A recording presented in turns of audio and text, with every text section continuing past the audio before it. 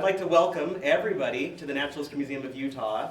Thank you so much for coming. We love seeing everybody in our amazing community here at the museum. So thank you so much. Thank you.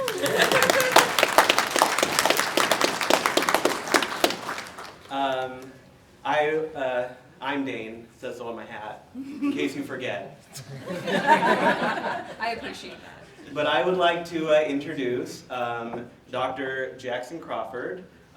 He is the author, well, the translator of a couple of books, the Poetic Edda, Havamal, well, a Wanderer's Havamal. Are you looking at me like, are you going to remember them all, Dane? The Volsungs, or the Saga of the Volsungs, which also includes the Saga of Ragnar Lothbrok in the back as a bonus. And his most recent book, Two Sagas of Heroes. Missing one word. But he also has a forthcoming work as well. And he also has worked for Disney on the movie Frozen. He's worked with Ubisoft on Assassin's Creed Valhalla. He has made a great course. He's also done tons of other things. He also sometimes makes YouTube videos. He's only made 700 or over 700 of them. So, you know, he's kind of toying with it. So let's all support him in his dipping his toe in his new journey of making YouTube videos since 2016. But yeah, let's give it up for Jackson Crawford.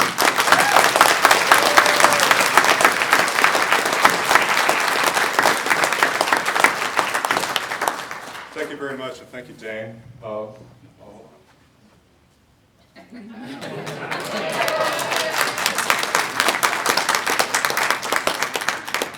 Hi, I'm Old Norse Specialist Dr. Jackson Crawford. Today I'm talking about, pretty much whatever you all need me to talk about. You know, I'm here to be a resource, answer questions, that kind of thing, more than anything else. And my hat does not say my name on it on the outside. I say it on the inside. Glad I took that hit of Coke in the bathroom. And, you know, let's just start off with the really hot questions like you were giving me last night, like, why do you hate Vikings? So I remember you asked me that. I didn't know. I know that when you make your videos, you often kind of separate yourself from kind of current media. Maybe. So, I mean, like, I said, the show's like the Vikings or something. Yeah, I don't know. I just have this contempt for people who can talk loudly. And I guess that's reflected in my attitude toward these TV shows. But the main thing we were going to start off talking about was about these new rune finds, right? That was part of what... Yeah, I mean, it's been, I think I've heard you say it's the most significant rune finds in your lifetime have occurred this year. Definitely. Which is amazing. I also don't know a lot about rune finds that happened before this year, so maybe it's been a slow Jackson Crawford amount of time. Well, I'm a vastly older man than you, Dane, and during my lifetime there have been some significant rune discoveries, but definitely the biggest of my lifetime were announced this year, two of them. So in January, as some of you probably know, it was announced that the oldest known writing in runes ever had been discovered in Norway. We now have an inscription that can be dated to perhaps as well. Let me back up a moment and say that it's tough dating these things, right? And we're always kind of working with ranges because the stone itself is right old. Yeah, it's like the rock itself is like 300 million years old. So what do you do with that? If you watch my 2021 April Fool's video, I kind of place on that. But so you're always kind of using associated organic remains, and then if you're attuned to how the language changes over time, you can sometimes kind of get a feel for like, you know, this is older, this is later, but then that can get circular if you don't have something physical that you can date. So with this particular find from Norway, from Ringerike, what you've got is this big rock slab that was placed over a grave, and the organic remains in the grave are dated to as early as AD 25. That could actually mean that the inscription is older could also mean the inscriptions later, right? But, you know, we work with what we've got. And in fact, the slab had been known previously, but it was just noticed that it very thin, just scratched inscriptions. And the most interesting part of it is actually a name. Looks like probably a woman's name. And so I don't have like a slideshow. I'm not really a PowerPoint teacher kind of guy, but I can show you pictures just so you can see what I'm talking about. Let me pull this up. So this was AD 25. I think before that, the most recent one was the Mimosa comb. Mimosa comb, yeah. So I'll show you that. I think I got a picture of that. So previously, this was the oldest known. This comb. So this comb is dated to about AD 160, and it is, it's wood, so it can be carbon dated. I've always loved this because, can you see the inscription? So it's 5 letters, Haria, and potentially that means comb.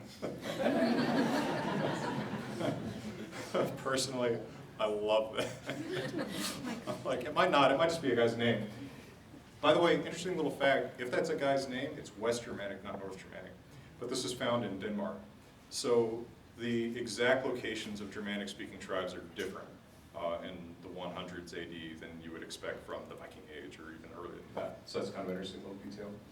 But yes, this was previously the oldest known inscription.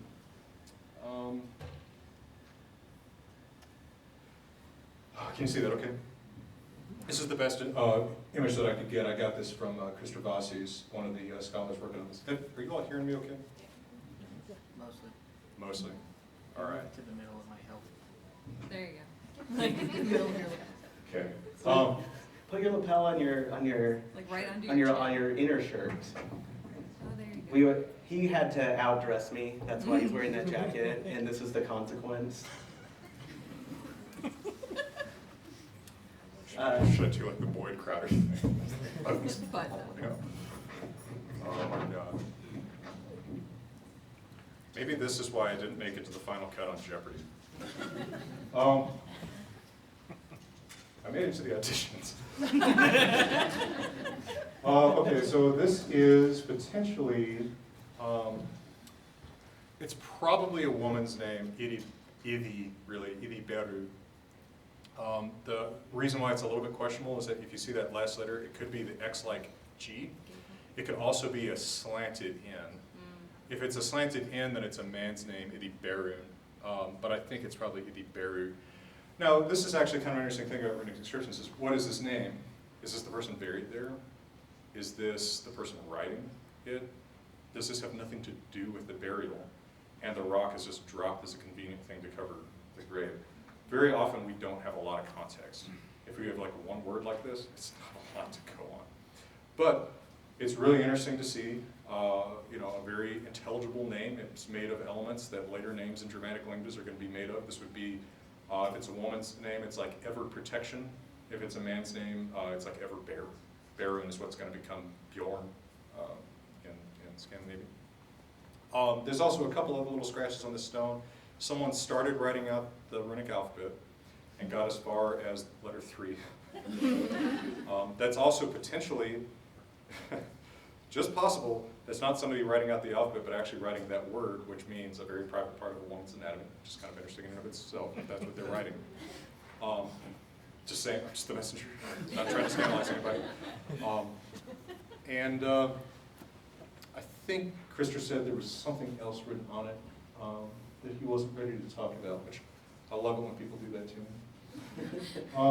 Anyway, very cool. Now the other very cool discovery this year, which I don't have in a slide, but I'll show you a little picture from a news site. So this is a bracteate. So these are little, they're imitations of Roman coins, right? So you have the big emperor's head and then often some writing around that. And, oh, to hell with you. There we go. To Disney with you. Is that better or worse? I'll take it. Yes, I know there's a swastika. We don't really know what that means. It's just a common design element. But you see that there's this guy's big head. There's a horse head, something like that. There's actually quite a bit of writing, and some of it is a little bit hard to read because it's a little bit faded in different places. But the most intelligible part of this inscription says, he is Odin's man. Which, what does that mean, right? I mean, that's pretty rad.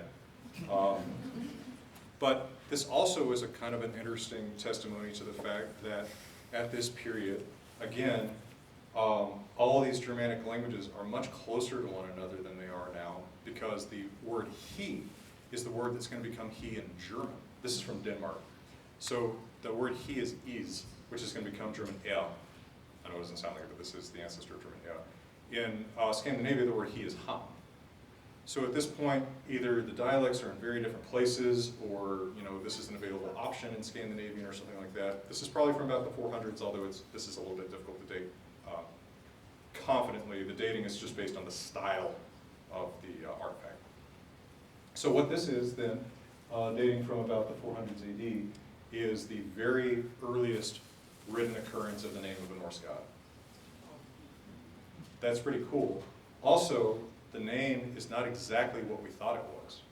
So in Old Norse, his name is Odin.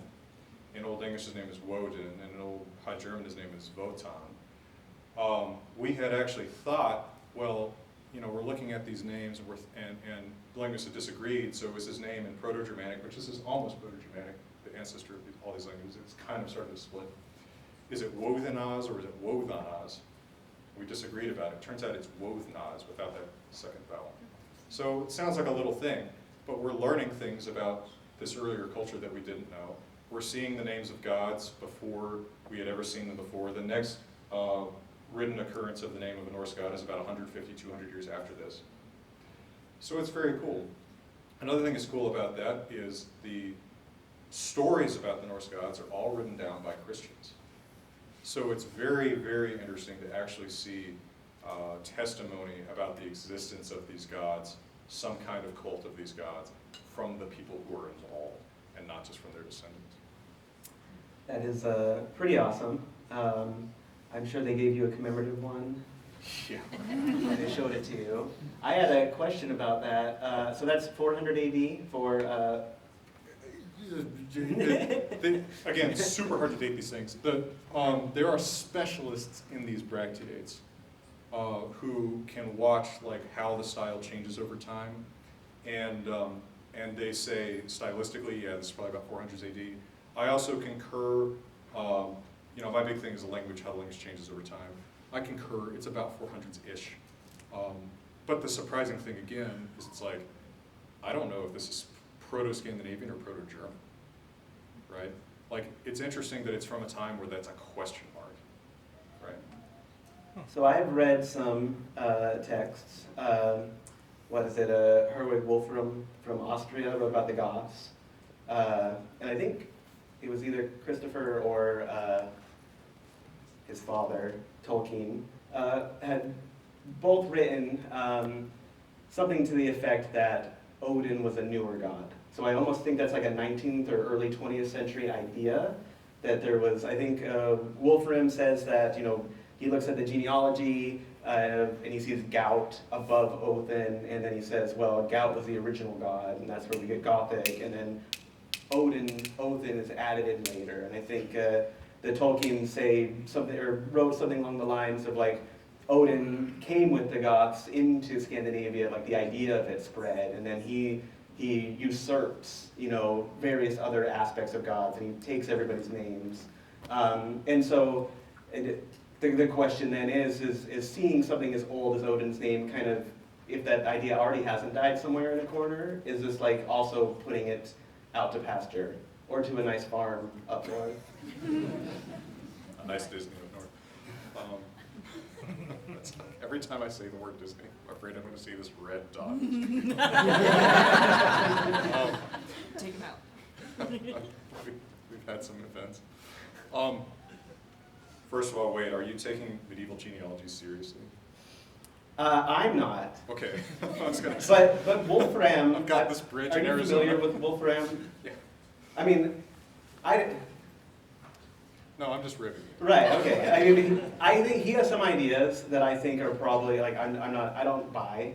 I want to say about medieval genealogy. All right, so, I my, think so my bridge in Arizona remains unsold. Look, you're a man wearing his name on his head. I am.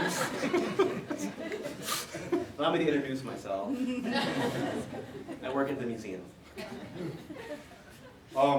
So there is this notion that perhaps Odin comes in late to the pantheon, and I think this is based on kind of 19th century philological, anthropological ideas. Part of what it is that there are some gods, not very many, whose names we can trace back further in time than Odin's. So for instance, the god Tyr, we really only know from the Eddas as being the one who puts his hand in the mouth of Fenrir and has it bitten off because the gods are lying to the wolf.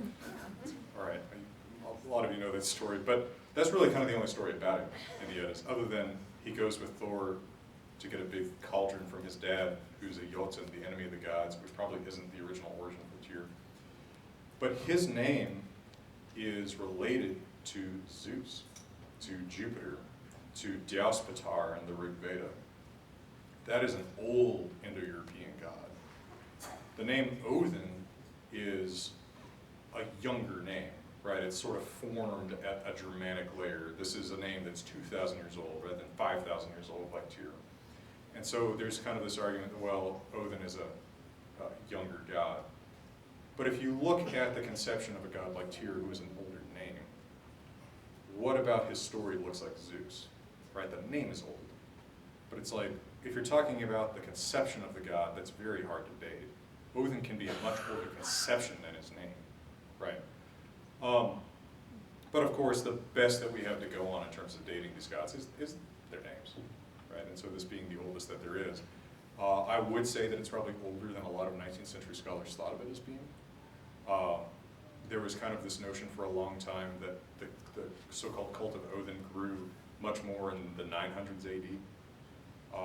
I think that could be true, but I think obviously there's a cult of Odin from much before that. He's mentioned in Old English and Old German sources much before that. I think Anatoly Lieberman talks a bit about him leading the hunt, the wild hunt. Yeah, one of the names for which in Old Norse is Othar. So one name that you could assign to Odin, one interpretation you could give to Odin's name is he's the leader of the wild hunt, right? It's sort of a spectral army in the sky, yeah, that there's actually very little ancient writing about. There's a lot of modern folklore about it. Gosh, you mentioned Anatoly Lieberman, and it just brings a smile to my face.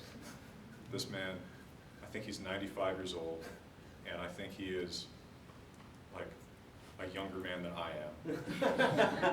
And I love Anatoly Lieberman. He's got like the patches on his jacket and everything. He's such an old school professor. Well, good luck getting him getting a Zoom interview with him. Oh, I hope so much. Oh my gosh. But yeah, so I mean that's interesting because I think a lot of us who are interested in these subjects were kind of forced to read 20th century and 19th century specialists. So many of the books out there are written by them. So many ideas that they put out there are still out there for people to kind of follow up on. Well, and they're public domain. So this is my actual beef with Wikipedia. It's like, yes, anybody can edit it. That's good and bad. Yeah. The real problem with it is everything it quotes is public domain. So it's like it makes, all of a sudden, like, you know, we've had newer translations of a lot of these works, but then all of a sudden Wikipedia makes the ones that are older than the 1920s suddenly the ones that everybody quotes because they're free. It's like, look, better stuff has been done since. Part of what's wrong with 19th and early 20th century translators is they're overconfident and they are very concerned that ladies might pick up these books and see things that might scandalize them. And occasionally, Vikings are not prudes. And No. this will shock you. But in fact, we have fairly explicit violence at times, and at times explicit carnality.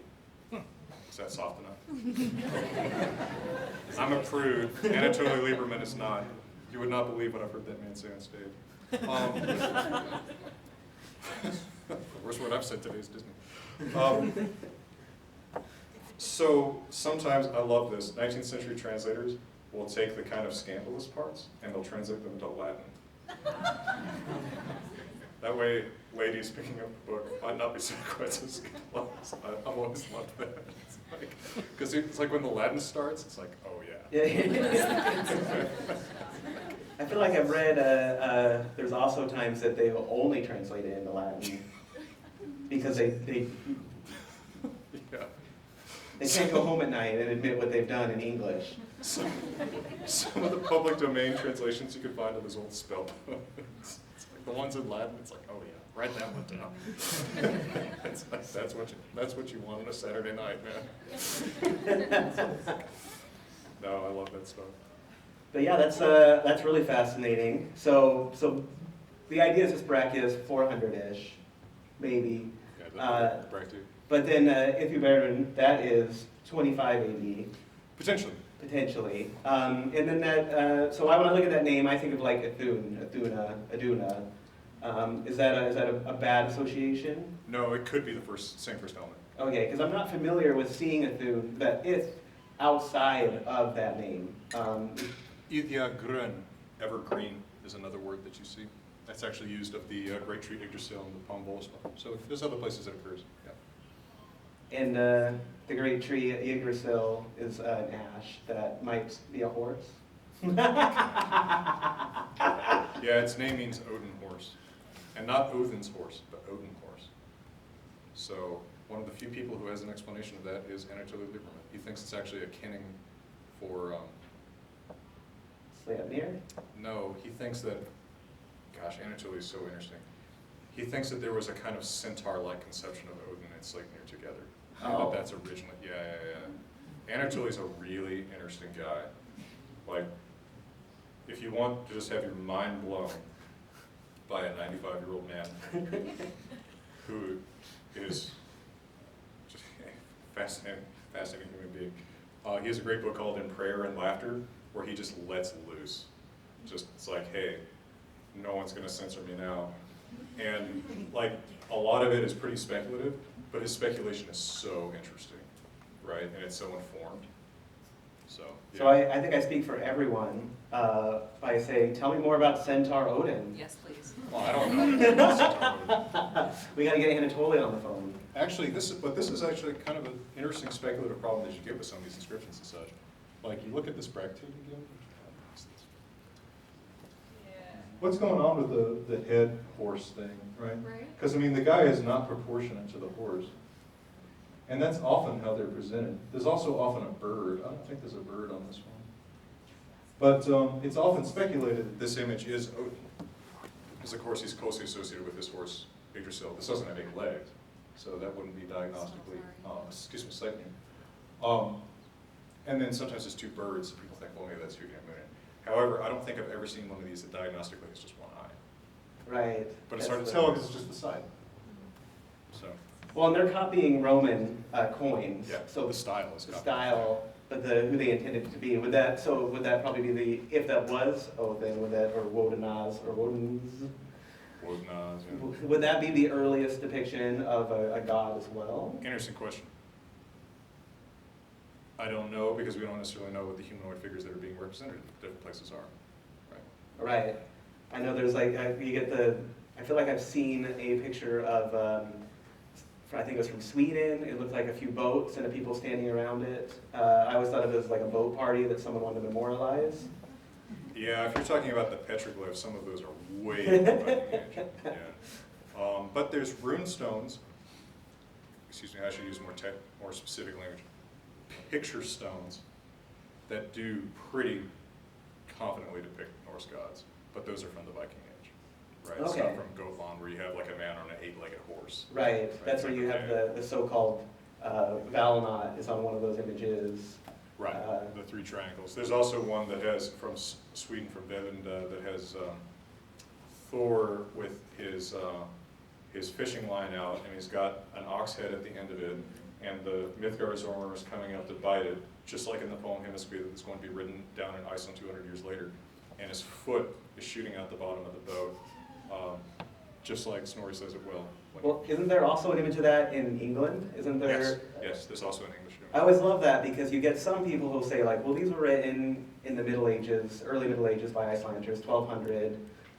So they can't possibly have anything in them that is people were thinking about 400 years earlier. But then we have these two very different locations, these stones that depict the story of Thor fishing for a giant snake and not being super successful. Yeah.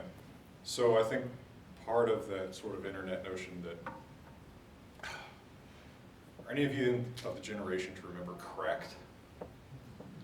Yeah, okay. Right, yeah.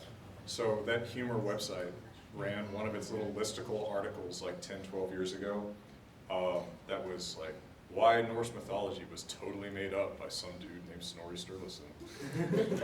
And I swear, this stupid Cracked article has had more influence on what people think about Norse mythology than I have in my entire life.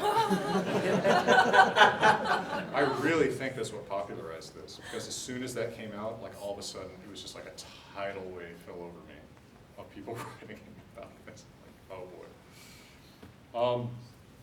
No, I think that when Snorri says a little detail, like, well, when Thor fishes for the Midgard serpent, his foot pops out the bottom of the boat, and then you see that in art in places like Sweden and England 200 years before, nothing written on the stone. Snorri was never in Sweden or England.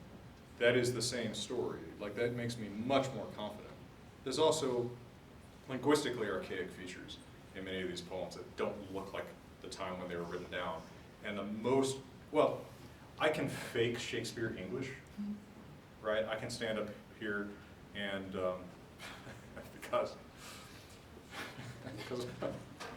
my mom's family is Southern Baptist, one of my native languages is King James English with a Southern accent. So I can imitate this pretty well, right? I knew that that would come around. But, like, it would be fairly hard for me, perhaps, to compose original poetry that Shakespeare would think was good. And a lot of what Shakespeare composed doesn't seem like good poetry to us. To Shakespeare, love and prove rhyme. It doesn't rhyme for me. I don't say, you know, I love you. Because no one does. I do. I love all of you. You're a sweet man. But we have, like, some of the poems in the Poetic Edda, the language is like that. It doesn't sound like good poetry to somebody writing it down in the 1200s. They're transmitting it not because they think it's, like, right, but because they think it's old, and it is old, almost certainly, much of it. So that's, I love that. Because there's also, I mean, there are, what is it, Atlas Viva? I always say these to myself, like mumble in my room when my wife's not listening. But that's also a very old poem from the Poetic Edda. Atlas Viva, yeah. Yeah, that's exactly what I said.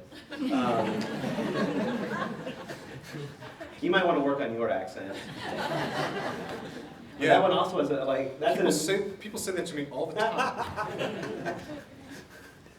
But, We're jealous. oh, thanks. Yeah, both in Old Norse and in English. So if you really want, so you love finding my haters on the internet. I don't. Yeah, you do, based on yesterday. I don't. So if you want to really have fun, go to my Audible reviews. Oh no. Because the top review is okay, well, part of the problem, all right, the top review is like, does not know how to pronounce Icelandic, blah, blah, blah, blah, blah. It's like, as an Icelandic, like, no Icelander calls himself an Icelandic, so you're not an Icelandic. But one of the funniest things is the review is that trash my American accent. He don't even speak America good. I love it. But yeah, there's linguistic features in these poems Yeah. that really point to an older time. And that one specific, I mean, Song of the Volsungs, the way they connect the story of Sigarthur to also the story of the fall of the Burgundian kingdom. Like, I feel like those are such old ideas, old stories that you can find in elements of in Germany and England and. Yeah, so some of the oldest poetry in Old Norse concerns some of these legendary heroes and later gets reworked into sagas. So some of the Volsung poems, like Aflakveður, like you mentioned. The saga of Hervor and Haedrek, which is one of the sagas in the Two Sagas book, includes the Battle of the Goths and the Huns, which actually might be the single oldest poem in Old Norse, maybe. Ragnarstrapa, which Snorri quotes in the prose, that is very old. Some of these have language that goes back to, say, 800s AD. It's good poetry in the 800s, it's not good poetry any later than that. So is that a top end date? So it could be older than 800? no, I don't think it's older than that. Okay. I think it's 800s. Yeah. Just based on, and that's me basing it on, like rune stones with similar language that have some organic, I mean, this is all kind of built on lots of layers of dating, right? It really helps when we have skaldic poetry that we can date, because often skaldic poems, these very, very complex poems, are written about particular events, the death of whatever king. And if we have some outside information about when that king died, we can date that poem and say, this poem's from 961. This is what Old Norse is like in 961. And those poems are so strict about what rhymes that they usually only work within like a 50-year window. So that really, really helps us date poetry. So we earlier looked at the oldest runes that we've seen ever that find. I know that you kind of have a pet theory about the origin of the runes. You keep talking about it to, I think, everybody you meet. If you watch your channel, well, I invited you to get roasted. That's why I brought you from Colorado. I remember we were sitting there yesterday and the kind server brought the receipt and I was just like, whoa. Like, in Lepantic. Like, yeah, she was sick of that. But does the recent rune find, does that help, does that hurt kind of your theory on the origin of the runes? Because runes are an alphabet, came from somewhere, they clearly have distinctive features of earlier alphabets in them. Obviously, some guy named Wiwaz in Germany didn't just be like, this looks like I'm going to call this letter F and make a F sound. Like, he had to take that from someone earlier. Yeah, where did the Wiwaz go? Are you thinking about Ek Wiwaz after Woe the Reed? Obviously, that's a deep cut. It's a deep I cut. I tried to convince my wife to name our son that, and she was all like, no, and she didn't get it. It's like, obviously Wiwaz, strong, old Germanic So name. named him Jackson Crawford Crowton.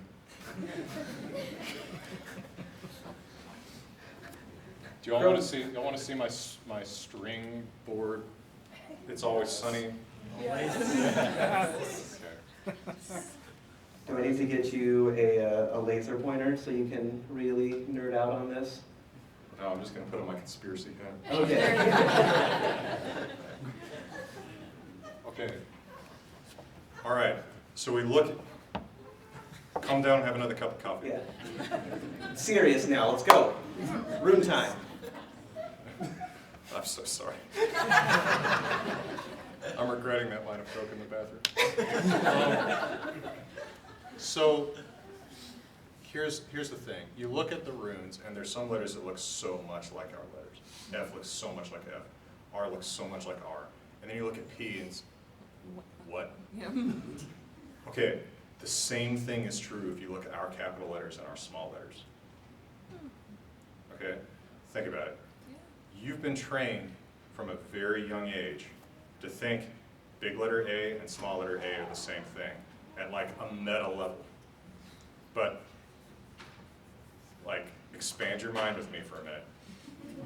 If you were a space alien who had never seen the Roman alphabet, would you recognize that was the same letter? Yeah, I don't think you would. You'd recognize C and C are the same, but you wouldn't necessarily recognize A and A are the same. Okay. So.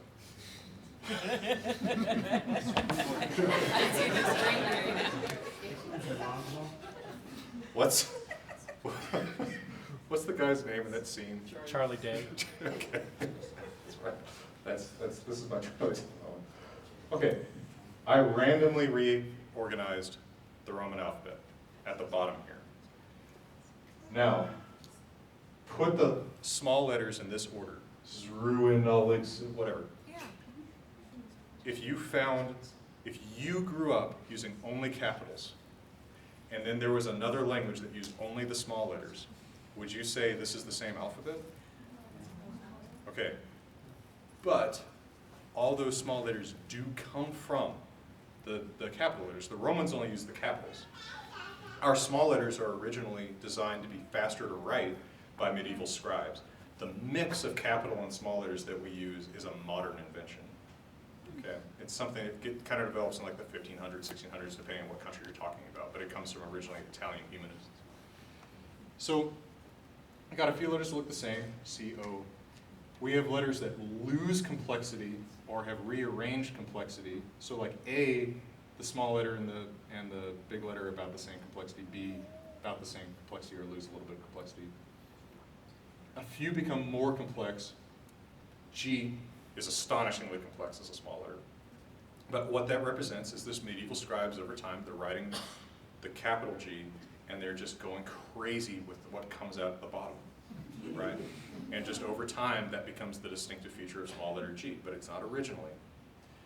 So when people tell me, Jackson, you're crazy. The runes are too different from any other alphabet to have come from it. Like, look at G. Like, we know that comes from capital letter G. What I'm saying is not go crazy, and this is from kanji. What I'm saying is that there are allowable degrees of complexity getting added, subtracted, or rearranged in looking at where alphabets come from. It's not going to be a perfect one-to-one match with whatever the source alphabet is, because our small letters are not a perfect one-to-one match with our big letters. Okay? So, don't expect perfect matches. And then also, some Roman letters are split into modern letters, like I. The Romans don't have a separate J. Our J is developed from I. We split V and U in the modern period from what was originally just one letter V. Okay, so in my little thought experiment with my randomly organized small letters versus big letters, I got 9% in the same order. This is pure chance because of the random number generator that I use. 30% the same shape, 57% less complex, equally complex but different shapes, 13% more complex, 12% split from what was one letter originally. If we look at the earliest version of the runic alphabet that we know, relative to the Roman alphabet, it's a worse match. I think that's interesting. That doesn't rule out the Roman alphabet as the source. And the reason that I bring up the Roman alphabet first is that the traditional, most accepted theory of the origin of the runes is that it's from the Roman alphabet. Now, from everything that we knew, especially pre-January, the timeline there makes a lot of sense. The Romans are active in Western Europe in the early centuries AD, right? Caesar's conquest of Gaul, right? We know Romans are interacting with Germanic speakers at this time. There's an excellent opportunity for them to pick up the Roman alphabet, especially because the Roman alphabet is prestigious. These powerful people use it, okay? Why don't they just borrow that, is my question. If you have a prestigious neighbor writing with an alphabet that you're like, that's what the cool people use, why don't you just use that? Okay, I think that's an interesting question.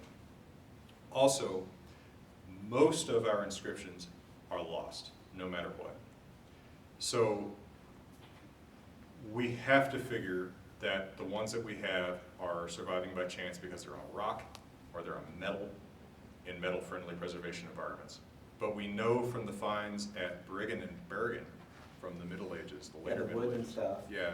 The staves. It just happened to be preserved because it was in the right soil composition. I'm not a physical scientist. I don't fully understand why it got preserved particularly well, but it did. A medieval trash dump got preserved. There's hundreds and hundreds and hundreds of just everyday little notes and runes, and they're all in wood or leather. That's not getting preserved.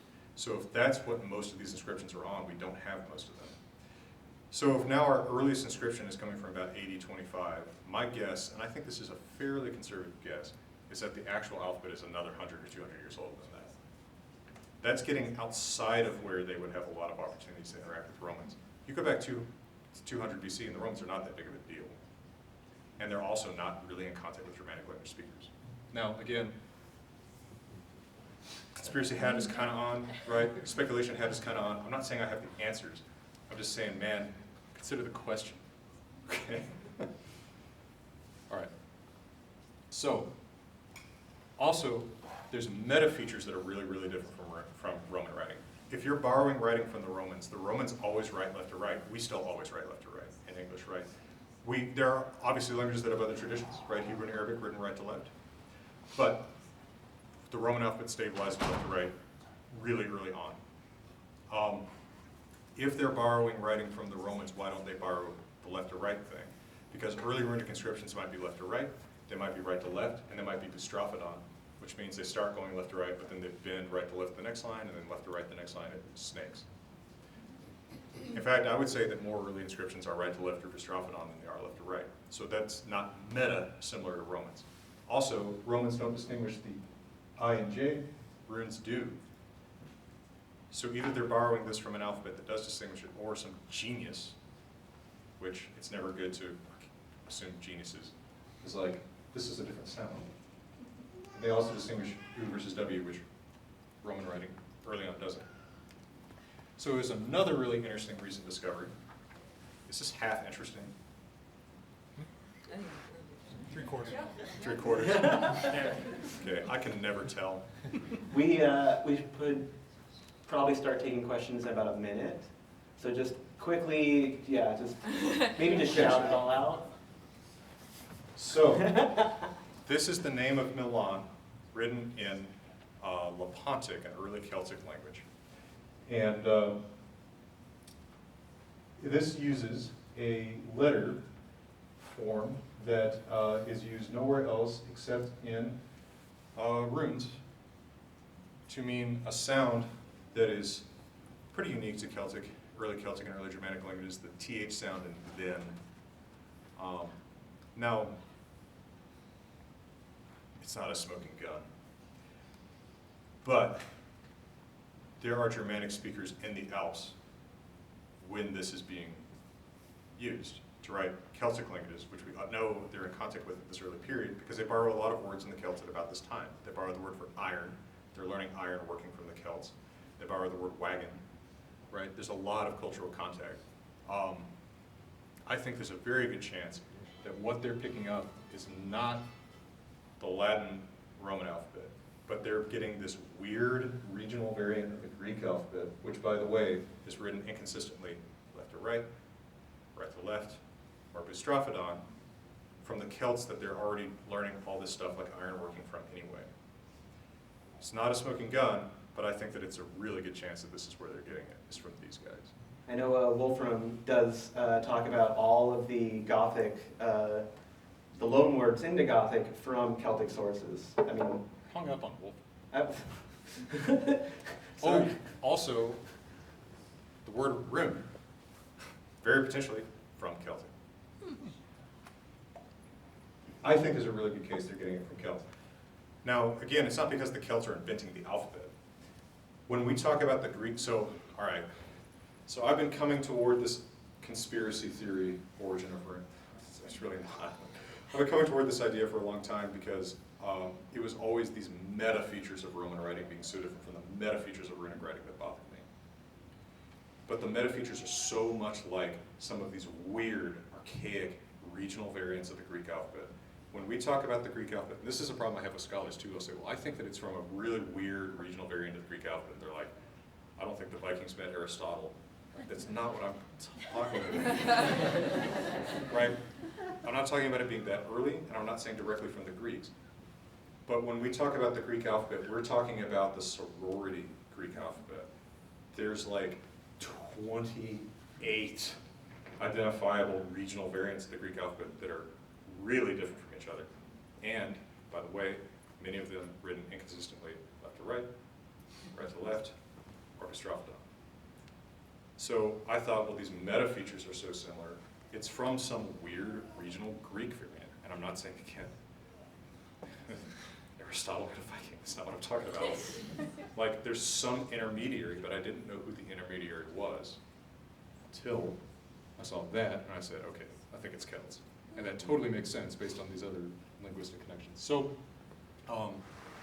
If this stuff interests you, it has been really a huge bee in my bonnet for a little while. So I've interviewed a couple Celticists recently on my channel. So David Stifter, who's actually the guy who published this find, we had a really fascinating interview with him on the channel. You can find if you search my name and his name. Great interview. He really got into this. He's actually a little bit skeptical that this is like a smoking gun, but like he's interested, right? And then I talked to Karina Salomon, who also specializes in these ancient Alpine alphabets. Also a little bit of skepticism about it, but everybody is skeptical. I'm skeptical. What I'm saying is that it's a more interesting, more, it agrees with those meta facts so much better to me that I'm happier accepting this. If you held a knife to my throat, like you did, Well, Now that you mention you had too much Coke. like Mickey I Mouse. had to make it was an intervention. Yeah, okay. Anyway, No, so conspiracy hat on. so basically though, Ithu Barun died so that your theory could live. What do you, Because it helps like a stimulating, human sacrifice? because finding that early, semi-standardized idea of runes. I doubt Ithy Baird is the person or Ithy Baird is the person buried in that grave. I bet that inscription has nothing to do with that grave. Okay, so they're still out there. with elephants. A lot of secrets, if you're there and wherever you are. JFK, Please come to the Natural Museum of Utah, I think. JFK. No, if you weren't. But let's let the audience ask some questions. I see a hand back there. Somebody has a, yeah, okay. There's some mic. Hi there. I have a question about the recent He is Odin's Man coin. Yeah. There are like two ways that I might interpret it. And I'm not an Old Norse scholar, but I am a practitioner of the modern religious version of it. That it could either, would it be like something like a coin like you would use to buy bread or fish or something, or would it be like something given as a rite of passage to somebody that may have actually studied as an Odin's priest, What context was the actual coin found in, and how might we better understand it? It's not currency. So the design of these things is based on Roman coins, but they're not using them to trade, they're wearing them as jewelry. So it's not, that's not its intended purpose. I would think that for the most part, these bracteates are worn for the same reason that jewelry is worn today. That can be for status, it can be for identification purposes, someone wears a crucifix, it can be because you're a ring guy, like I was in my great courses class. I drove them crazy because I brought like 16 rings. But, so it's actually pretty hard to know what the context is, and there's every single word on this thing is interesting, and it's more than just the He is Odin's man. I have some pretty clear pictures of it, and I can't make out all the words. There is another word on there that is clearly a form of the verb to hunt, yaga. What's interesting about that is that becomes the word to hunt in German. It's actually lost in Scandinavia. Now, if you speak modern Norwegian, Swedish, Danish, it's reborrowed from German, but it's not there in Old Norse. So again, we have either Scandinavian is more like German at this time than we think, or this is, again, like Proto-German, not Proto-Scandinavian. The word man is interesting. It's the distinctly male word. Manas, the Proto-Germanic word that we get man from, is human being. The specialization to adult male human being is actually kind of a late innovation. The original word for adult male human being is weros, and that's the word used on this inscription. That's actually what gives us weird, like werewolf, man-wolf. That's the word being used. Why is it specially, he is Odin's adult male, right? Like, what's that about? So I don't know what that context is, and I'm very interested to find out what it might be.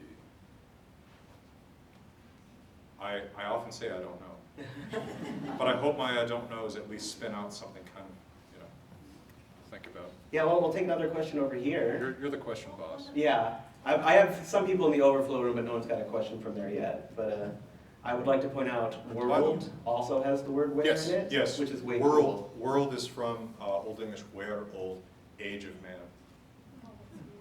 So if you look at the famous line about Ragnarok, like spear age, wolf age, it actually says man age, where people generally That's right. will Now, translate it as world. And the world crumbles or and the world sinks. It's actually man age.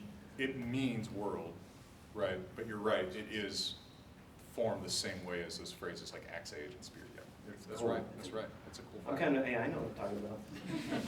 And on the coin, there was a swastika, and those came from India, I believe, but how would that have gotten onto the coin? Well, that design is not exclusive to India. I mean, it comes up in the Americas too. It's a fairly, like the square, the triangle, or the circle or something, I mean, or the cross. It's a cross with some extra stuff, right? It's often speculated that for ancient peoples it is a sun sign, right? Because the sun sort of spins in the sky and it looks a little bit like a spinning symbol. I wouldn't think that you need to say that it's from India. Now, of course, ancient India and ancient Indian languages and ancient Germanic languages share a common origin. There could be some common origin to some visual motifs like that. But in fact, we don't even know what the Old Norse word for that motif is. But it does show up on these bracteates pretty often. Again, I don't know what exactly to say its meaning is any more than a visual motif on something today. I was looking around the room for something, whatever's on your shirt. Yeah, I don't know what that means. Sorry. Let's get another question from the man in the hat. Nice hat. Hello, I'm the man in the hat. I'm Jack. Your translations are amazing, by the way, but you've done an interesting twist of them. The cowboy have them all. Have you done similar translations? Are you going to publish them further? And would you read a stanza or two of your cowboy have them all? Sure. Yeah, so the Cowboy have 'em all is, I think, I don't think I could do like a cowboy Voluspa, right? It would be, but I don't know how I don't know, so have 'em all, it's like for anyone still enduring the sound of my voice at this point, at this game. It's Proverbs, it's Odin's wise advice for living. It sounds so much like the way my grandfather talked to me.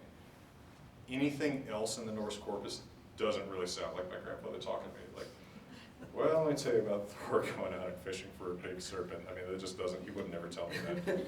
So it wouldn't work, And translating Havmal or Gestathottir, the first part of it, into my grandfather's voice, that happened in one night. Wow. Right? That was just me one night in January 2012, just being mad that some Norwegian had told me, like, oh, you don't have any relationship with Havmal because you're not a Scandinavian. I'm like, all right.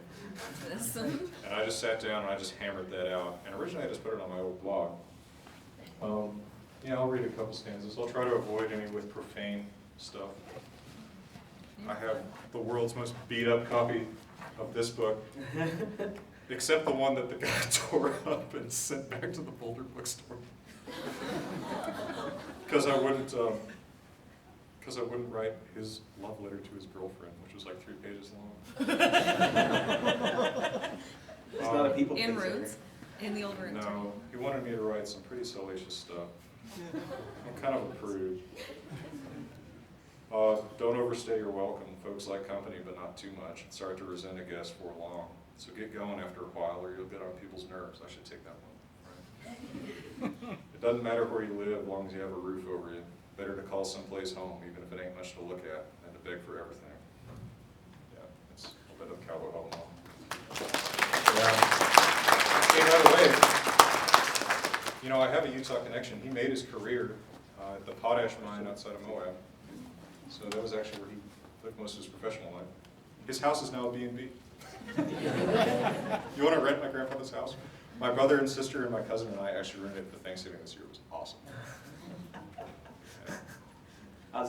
Anybody want the hookup? I'll give you. You could always just write a new Western and Centaur Odin. Yeah, I don't know. So I had a little bit of a question about Centaur Odin, actually, at least the coin. The coin, at least to me, looks similar to the tattoo from the Siberian princess. I wasn't sure if there was any sort of relation, or if you thought there was any sort of relation between the two. Do you know what? Yeah, I know what you're talking about. I Yeah. think it's way early. She is, I think, or you talking? She is. She is. I think by at least 1 or 2 centuries, but at least the depictions of the two look very similar. At least in the front half, I know her back half is kind of interesting, but I know what you. I know I what thought you're it was a talking little bit interesting that the two depictions, at least to me, looked pretty similar. I don't know if there's anything to that. Interesting. I think that these questions about visual iconography are interesting, and I feel like here's my ultimate academic cop-out. I'm not the person to answer these questions. I think I can tell you who could. I think Jonas Lau Markussen would have a really interesting perspective on this. He's a fantastic student of Viking art. That might be the #1 person I would ask about this, because he's definitely thought about this, I'm sure. Okay. Interesting. Yeah, I hadn't thought about that. I just But thought you're the- right, like especially the face looked very the- similar. And the animal features are kind of similarly rendered. Yeah. I see what you mean. That's interesting. Yeah. We'll do 2 more questions, but we will have some book signing over here as well at the end. So this will never end. It might not. This is the biggest crowd I've ever addressed outside of a classroom I was teaching. Because you have to come back. Oh, no. Oh, I love Salt Lake. Weird question for you. Over here, hi, Star Trek shirt. Has the heathen community properly welcomed you? What does that mean? So those of us that have faith in the stuff that you write about from a academic Religious perspective, have we properly welcomed you into our community? What's proper? Have we invited you to things? Have we been nice? Are you going to be here on the 22nd of July? Like she said. Just Honestly, I love Salt Lake City. Like, maybe. I'm here fairly often. I don't know. I would actually say yes. Most religious Norse pagans have been very kind to me. Is that a weird way to put it? Like, I just don't know what. No, we're That's glad. We're glad to hear that, perfectly- actually. Yeah, I've always, yeah, I mean, I'm not personally a practitioner, Yeah. but no, I've always felt like, yeah, the large majority have been very kind. Oh, he can totally do story time, Heather. Oh my gosh. We're both Heathers, by the way. Yes, we're both others. Well, I paid him. That's how I got him. So if you want him, just pay This is him. getting weird. Give him money.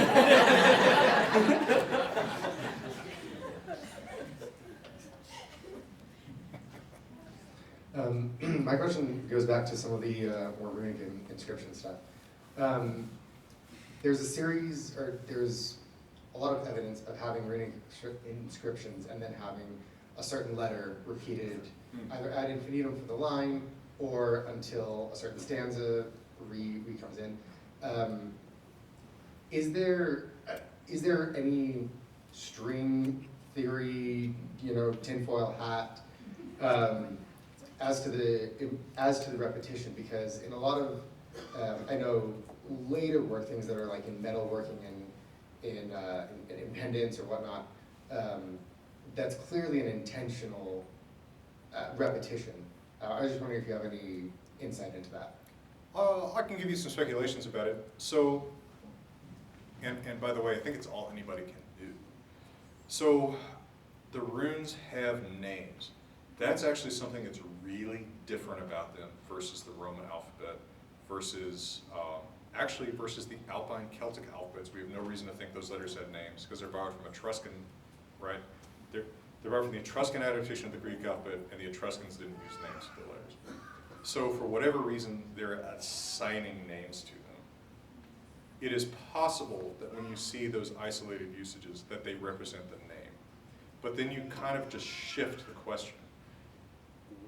if you're, you know, okay, what does it mean to repeat a letter? And then it's like, what does it mean to repeat this noun 8 times, right? So the most famous example of what you're talking about, I think, is the Steentoft inscription, where you have several, I can't exactly remember what it is, but it's like several T's, several B's, several M's, several U's, several T. I think that's right. The one I that think ends in several a A's. Yeah, and it ends in alu, Yeah. which is one of these mystery words that may just mean beer, but then it's also kind of a mystery, why is it being carved there? So you could rephrase that and say, okay, so you're carving several times, I think the name of the god Tyr, the name of the birch tree, the name of man, and then like slag or rain. Like, okay, but then you kind of have a new mystery, why are you carving all these words repeatedly? Some might say, well, to evoke that thing, but I don't know what it means to evoke a birch tree. I might have a better idea of what it means to evoke Tyr, but I just feel like it kind of is moving the question. I think another possibility is that it's an acrostic. They use acrostics pretty often in poetry, so it's not impossible that some runic monuments are acrostics that we've lost the solution to. I think that's a pretty compelling possibility, but it's also not satisfying because my speculation about what the acrostic is as good as anybody else's. Also remember. Could you explain what an acrostic is? Yeah, so, you know, if I write out Utah, right, and then, but what it actually means is like, you know. Unique, totally awesome Yeah, house. right, exactly, right. Yeah, that's an acrostic, right? But also, the repeated letters then make a little bit of sense because their poetry is alliterative. So that would kind of explain why you have several letters of the same kind, because it's some acrostic, it's a poetic acrostic. I think that's my preferred speculation about it, but then again, it's not really satisfying because what is the acrostic? The other possibility is that what you're looking at is actually not what was intended to be the final product. If you're learning to carve in stone, you have to carve practice stones before you carve a finished stone. So we might sometimes actually be seeing the practice stone and then the finished stone is lost. So somebody's practicing his beads, right? I think that's a possibility too. But all of that is speculation. A lot of what I feel like I end up doing is saying, I don't know, and that's okay. Makes you a good academic. Huh? Makes you a good academic. It makes me an academic, whether I'm a good one or not. Well, that's why I invited you to the Natural History Museum of Utah, because that's what we do here. Much appreciated. Much appreciated. We are skeptical, but we also are excited by, you know, what we do know and what we can find and what we can think about. I think it's well put. That's my position too. But thank you for coming. Thank you everyone else for coming and asking your thank amazing questions.